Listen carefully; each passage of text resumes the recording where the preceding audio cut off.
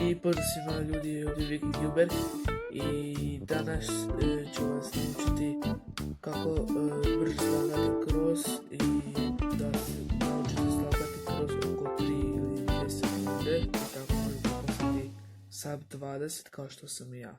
Tako da možemo krenuti u video.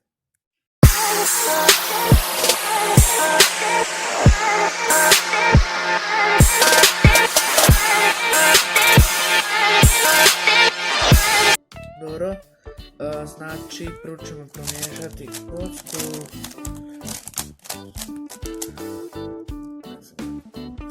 Znači prvo radi se uvijek, znači dolje nam bude. I sad u ovom skremu ovo je više preći na lagan, to slaganje. Znači doslovno napravim ovo.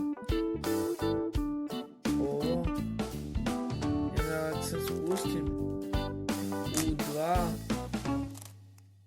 L2, R2 i gotov je cross, dobra. Onda, ajde neki drugi slučaj. Sad kad nemamo, na primjer, uopće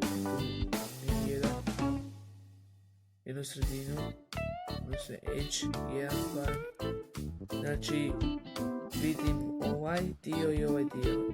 Znači, inače, prvo kao na početku za početničku metodu uvijek bi oni svi ovako napravili, stavili svi gore bi ovako stavljali. I onda kao spuštali. Ali to nije baš brz način da se služi cross.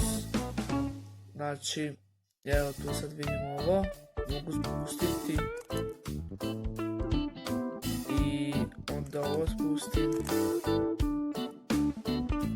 i onda ovako tu ubacim i eto, dobro, onda imamo na primjer ovako, dio kad ovako su kao dva, isto samo što glava su suprotno crne, ali to su edgevi s suprotnim bojama, ali nisu suprotno su jedne do druge. I sad vidimo ovo spustim tu, vidim da mogu spojiti tako što napravim F2 i onda spustim da samo napravim D, R prim, D prim i onda cross je gotov.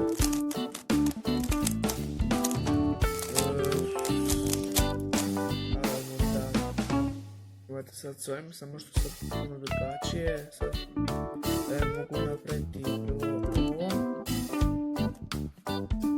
Znači napravim U, odnosno U prim, onda mogu napraviti L prim i onda da spojim ono D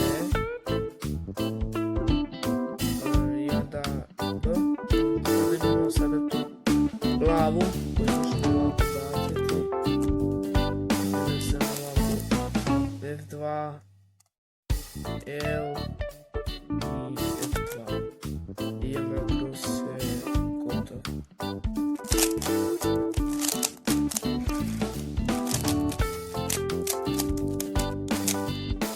Ne znam, možete raditi na primjer s drugim bojama, inače ja slažem white cross. Tako da ono. Onda evo ovoga da slapam cross zato što ovo se spustim i onda mogu već odmah baciti i ovaj. I onda evo cross je već gotovo, znači nisam mi morao orijentirati kocku. Ima ovo.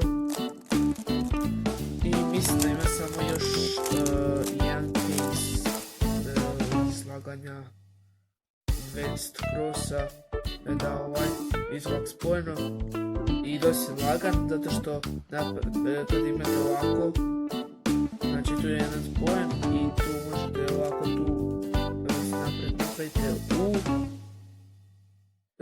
kako zna to je U i onda F prim i onda možete jedan put orijentirate kocku i onda napravim F2, orijentiram jedan put, napravim onda D, R, i na kraju D'.